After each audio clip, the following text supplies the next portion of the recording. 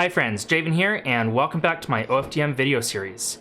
In the previous video, I manually optimized the preamplifier state, RF attenuator, and reference level on the spectrum analyzer to improve the EVM at negative 30 dBm stimulus level.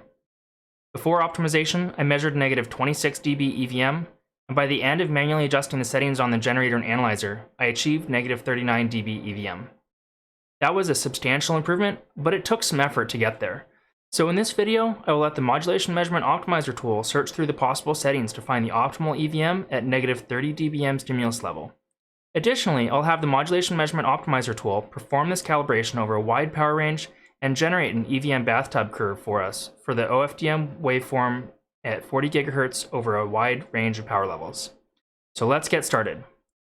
I've configured the signal generator and spectrum analyzer with the same settings as the previous video before optimizing any settings.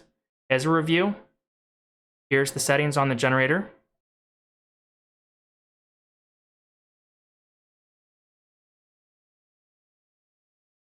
And here's the settings on the analyzer. My XML config file is loaded. And under sync demod tracking, I have pilot and data aided. I've also enabled timing and level tracking. And I have the reference level set to 0 dBm because this is before we made any optimizations. So we're measuring a similar EVM to before. And so the first step for the automated Modulation Measurement Optimizer tool is we need to go fetch it from the website.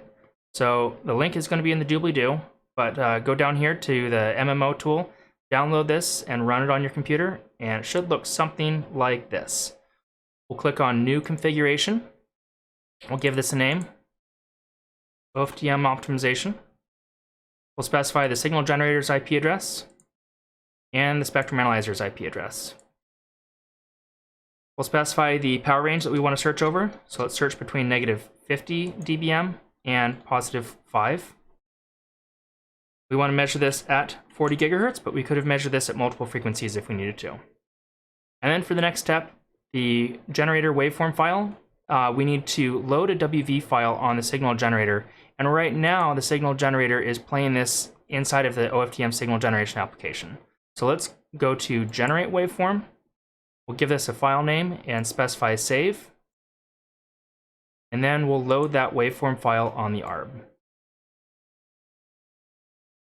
Click on Load Waveform, select the file, and enable the baseband state.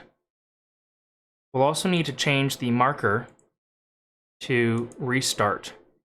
We can see here on the spectrum analyzer we have the same result as before. This is just playing in a different subsystem in the baseband on the signal generator.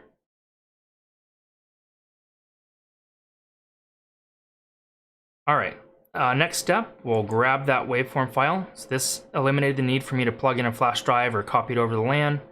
And for the analyzer configuration, we'll also go ahead and grab that over the LAN connection. Next step is we need to specify what parameters we're optimizing and what parameter we're going to use to determine that optimization. So for the query measurement, this is going to be the EVM.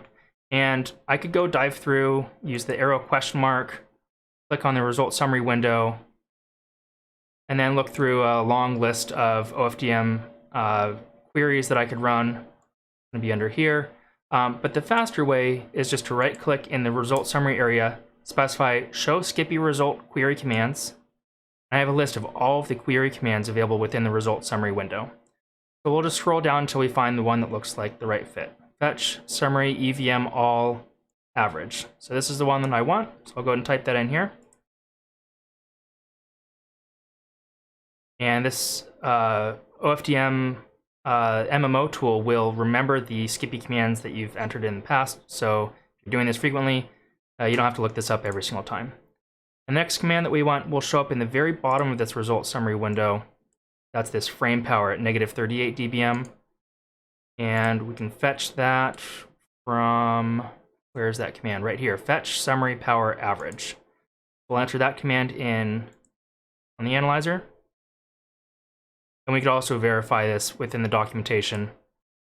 There's a list of all those commands. We could see more details just to make sure that it's the right command. All right, we'll leave the advanced settings on the MMO tool set to default, and we'll just click Save and Run. So this is going to perform this optimization at multiple power levels. So we're starting at negative 45 dBm drive level with the preamplifier turned off.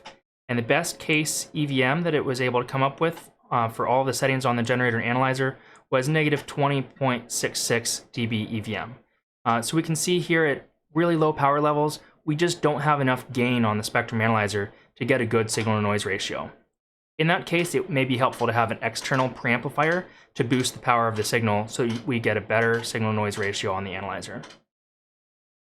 We'll keep this in mind when we have a DUT with low output power, that we want to try to keep the measurements in the optimal performance of the analyzer. All right, there may be a few clicks in the background, and that's the mechanical relays inside of the spectrum analyzer. Every single time that we switch between the preamplifier state on and off, or we change the mechanical step attenuator, there is a mechanical relay. And those relays are rated for about 1 million actuations, at which point they may fail and need to be replaced. So when we're measuring in production, we really want to avoid overusing those settings. Additionally, it also takes more measurement time. And so that's the benefit of performing this calibration ahead of time, is we can do this once for any specific signal at some frequency over some power range, and then we know for that waveform what the optimal settings on the analyzer are, and afterwards it just becomes a lookup. And this can significantly reduce the amount of wear on your test equipment as you go into production testing.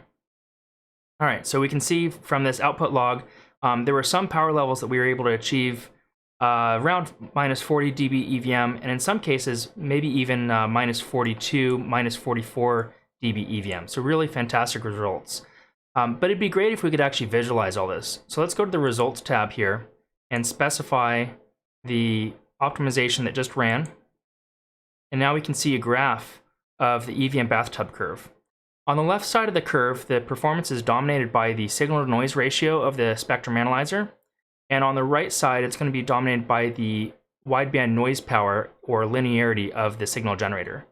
And so within the middle portion here, this is the ideal performance. And so we can see if our metric was we need to have an EVM that's better than negative 35 dB, then we could test anywhere from negative 50 dBm drive level all the way up to probably about minus 5 dBm drive level. And those would all be sufficient power levels to measure a good EVM on the spectrum analyzer. There's also a couple lines shown on here. And so each of these correspond to different settings on the analyzer. So on the low end here, we can see that there's two tails. One of the tails is a little bit lower than the other, and that's because this one is with the 30 dB preamplifier engaged. If we did not have that 30 dB preamplifier engaged, or if that option was not installed on our analyzer, then the EVM performance would follow the upper curve here. And then in that case, at negative 30 dBm drive level, we have almost the same performance, but at negative 50 dBm drive level, we'd have a difference from negative 35 dB EVM all the way to negative 23 dB EVM. So a substantial improvement by adding that preamplifier. So the optimal settings on the instrument will basically be to follow the minimum of all of these curves. And so we can ride this EVM curve down to this red point here, in which case there's a switching point within the analyzer, and we'll continue to follow that to the green dot here, and then we'll continue down to this red dot here, and then continue on the way back up.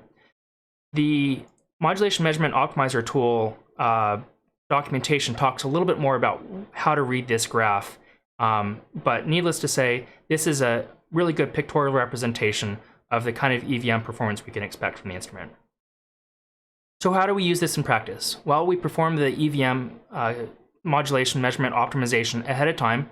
Now we've completely characterized our analyzer so that we know for a given power level what the best settings are to achieve the best EVM for this waveform at this frequency.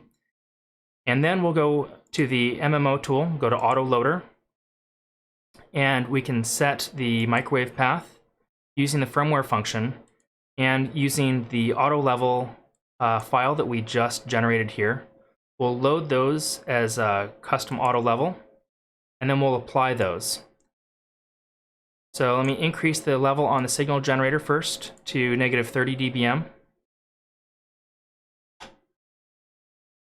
And now we'll perform an auto level. So this is similar to on the spectrum analyzer, going to amplitude scale, amplitude config, auto level, or more quickly just auto set, auto level. But in this case here, we're using the results of this modulation measurement optimization. We'll go ahead and click apply auto level, and that's going to quickly measure the signal. And we get about minus 40 dB EVM. So a little bit better performance than what we had with our manual configuration. Let's go ahead and take a peek at the settings that it found for the minus 30 dBm case. We'll go to amplitude scale, amplitude config. So we know that the preamplifier was on. Before our optimal settings, we found those were at about plus 5 dB of attenuation, whereas the MMO tool found the optimal settings were at about 0 dB attenuation. And it's also set the reference level to negative 30 dBm. We were very close to the performance before, but a little bit better, and that's to be expected.